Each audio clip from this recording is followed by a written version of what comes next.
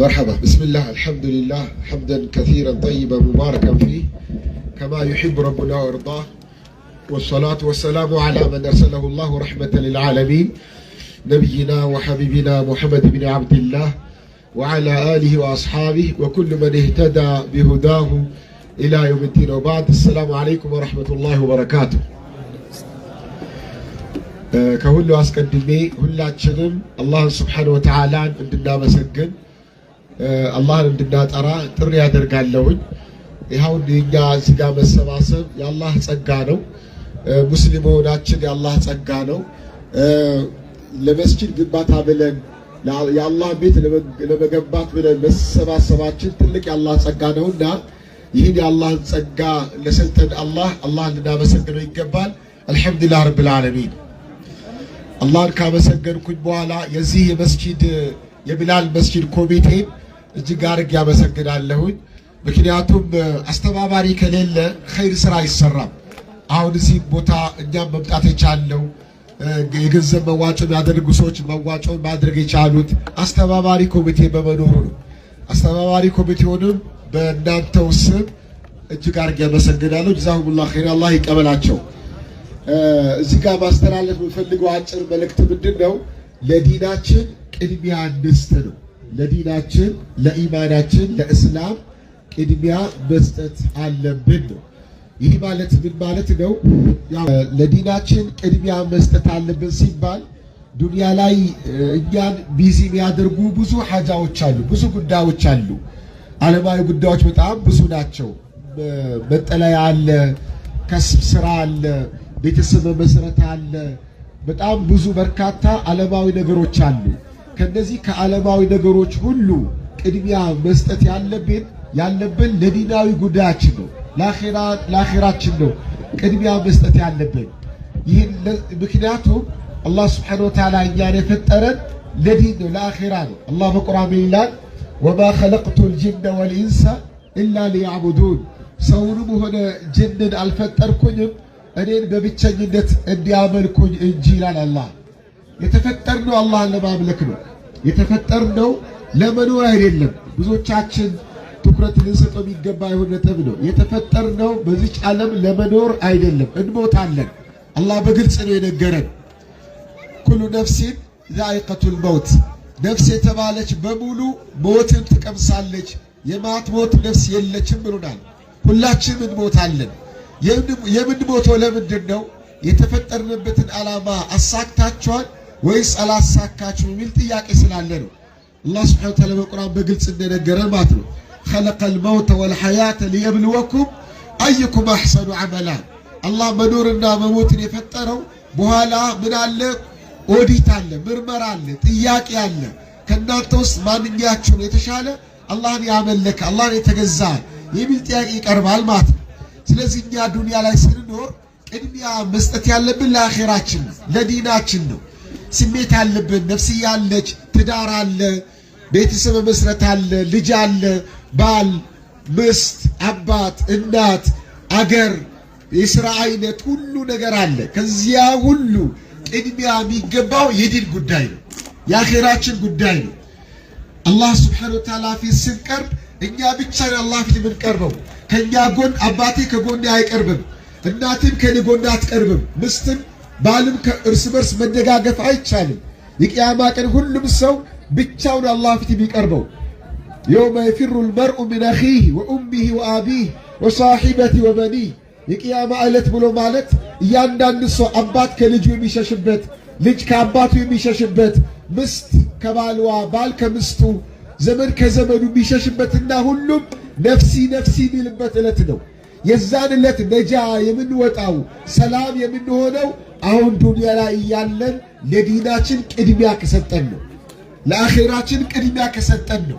ለዲናችን ዋጋ ከሰጠን ነው። ዲን ማለት በቀልድ የሚገኝ አይደለም፣ በቀልድ የሚገኝ አይደለም። ዲን ማለት እኛ ጋር ለመድረስ ብዙ ዋጋ ተከፍሎለታል። አንቢያዎች ደክመዋል፣ ለፍተዋል፣ ተርበዋል፣ ተጠምተዋል። ረሱል ሰለላሁ ዐለይሂ ወሰለም ቆስለዋል፣ ደምተዋል። ብዙ ሰሃቦች አልፈዋል። የሀገራችን ዑለማዎች፣ የኢትዮጵያ ዑለማዎች ብዙ ቦታ ብዙ ችግር አሳልፈዋል። እስላምን ለኔና ላንተ ለማድረስ ማለት ነው። እኛስ ይህን እስላም እንደዚህ የቀለድን የምንኖረው ከሆነ እንደ ዋዛ እንደ ቀልድ የምንኖረው ከሆነ ለቀጣይ ትውልድ ማሻገር አንችልም። በዚህ መልኩ ማሻገር አይቻልም። ወጣቱ የት ነው ያለው? ወጣቷ የት ነው ያለችው? ለዲንህ ምን ዋጋ እየከፈልክ ነው? በገንዘብህ ለዲንህ ምን ሰርተሃል? በእውቀትህ ለዲንህ ምን ሰርተሃል? በጉልበትህ ለዲንህ ምን ሰርተሃል? አላህ በሰጠን ነገር ሁሉ ለዲናችን ለእምነታችን ምን አበርክተናል የሚለውን ካልገመገምንና የሚጨበጥ ነገር ካላበረከትን በስተቀር በስመ አብደላህ መባልና በስም ኸዲጃ ፋጡማ መባል ለዲናችን ማበርከት ማለት አይደለም ነው። አላህ ስብሓነሁ ወተዓላ እኛና ለእኛ የሰጠን ነገር በሙሉ ለእስላም እንድናውለው ነው። እድሜ አላህ ሰጥቶናል፣ ለእስላም ነው ማዋል ያለብህ። ሀብት አላህ ሰጥቶሃል፣ ለእስላም ነው ማዋል ያለብህ። እውቀት አላህ ሰጥቶሃል፣ ለእስላም ነው ማዋል ያለብህ። የተለያዩ ችሎታዎች የሰጠን አላህ ነው። ለምንድን ነው የሰጠን? ለእስላም እንድናውለው ነው። አኼራ አላህ ይጠይቀናል። እድሜ ሰጥቼ ነበር፣ በእድሜ ምን ሰራ ይለናል። ወጣትነት ሰጥቼ ነበር፣ በወጣትነት ምን ሰራ ይለናል። ሀብት ሰጥቼ ነበር፣ በሀብት ምን ሰራ ይለናል። እውቀት ሰጥቼ ነበር፣ በእውቀት ምን ሰራ ይለናል። መልሱ ምንድነው? ለእስላም ምን አበረከትክ ነው። ለዲንህ ምን ያህል አውለሃል ነው። ሌላ አይደለም። በላው ጠጣው ብትል መልስ አይሆንም። ቀለድኩኝ፣ ተጫወትኩኝ፣ ዘለልኩኝ ብትል መልስ አይሆንም። ቅጣት ነው የሚከተለን። ስለዚህ እባካችሁ ዲን ማለት ቀልድ አይደለም። ዲን ማለት ትልቁም ነገር ነው። እኛ የተፈጠርነት ነገር ነው።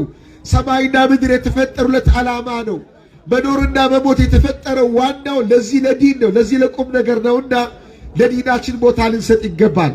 አላህ ስብሓነሁ ወተዓላ በቁርአን ይላል፣ እንዲህ ይላቸዋል ለረሱላችን ሰለላሁ ዐለይሂ ወሰለም፣ ቁል ብለህ በላቸው፣ ቁል ኢን ካነ አባኡኩም ወላጆቻችሁ ከሆኑ፣ ወአብናኡኩም ልጆቻችሁ ከሆኑ፣ ወኢኽዋኑኩም ወንድም እህቶቻችሁ ከሆኑ፣ ወአዝዋጁኩም የትዳር አጋሮቻችሁ ከሆኑ፣ ወዓሺረቱኩም ቤተሰቦቻችሁ ጎሳችሁ ከሆነ፣ ወአምዋሉን እቅተረፍትሙሃ የሰበሰባችሁት ገንዘብ ከሆነ፣ ወትጃረቱን ተኽሸውነ ከሳዳሃ አሁን ባሁን ይከስርብኛል ብላችሁ የምትፈሩት ንግዳችሁ ከሆነ፣ ወመሳኪኑ ተርደውነሃ የምትወዱት መኖሪያ ቤታችሁ ከሆነ፣ ምን ከሆነ አሐበ ኢለይኩም ሚነላሂ ወረሱሊ ከአላህ የበለጠ እነዚህን ነገራቶችን የምትወዱ ከሆነ፣ ከረሱል የበለጠ እነዚህን ነገራቶች የምትወዱ የምታስቀድሙ ከሆነ፣ ፈተረበሱ ቆይ እንገናኛታለን ይላል አላህ ሱብሓነሁ ወተዓላ። ተጠባበቁ እንገናኛለን፣ የትም አታመልጧት ይላል አላህ። ይህ ማለት ነው ወላጆች፣ አንተም ራስህ፣ ቤተሰብ፣ ንብረት፣ መኖሪያ ቤት ከዲን ይሄን የምታስበልጥ ከሆነ ከእስላማዊ ጉዳይ እነዚህን ቅድሚያ ምሰጥ ከሆነ ኑ እንገናኛለን፣ የትም አትሄዱም ነው። መቼ ነው የምንገናኘው? ወይ ዛሬ ነው ወይ ነገ ነው። ሞት ቀጠሮ ሰጥቶ አይመጣምና ከመሞታችን በፊት ወደ አኺራ ከመሄዳችን በፊት አላህ ፊት ቀርበን ከመዋረዳችን በፊት ለዲናችን ዋጋ ልንሰጥ ይገባል። ለዲናችን ቅድሚያ ልንሰጥ ይገባል። እኛ የተፈጠነው ለአኺራ ነው። እኛ የተፈጠነው አላህን ለማምለክ ነው። አላህን በብቸኝነት ለመገዛት እንጂ ለመብላት ለመጠጣት አይደለም።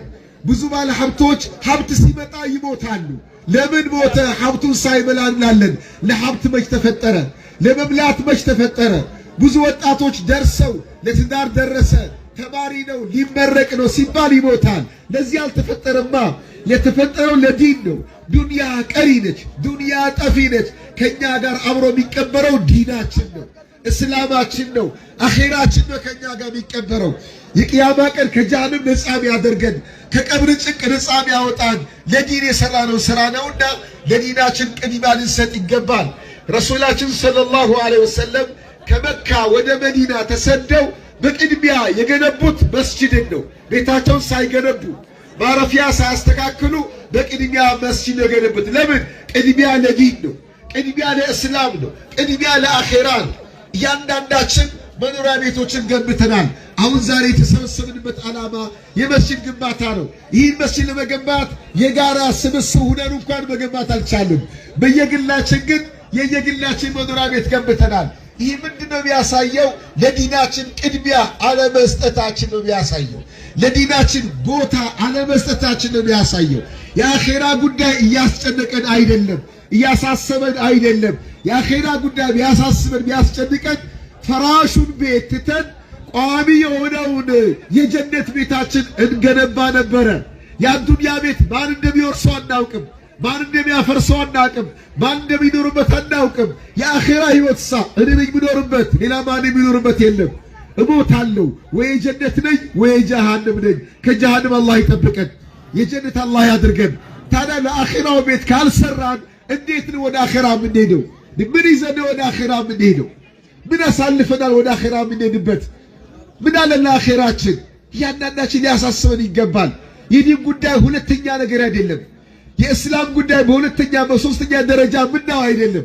አንደኛ ከሚባል በላይ አንደኛ አድርገን ልናየው የሚገባ ጉዳይ ነው። የመኖሬ ትርጉም እስላም ነው፣ ዲኔ ነው።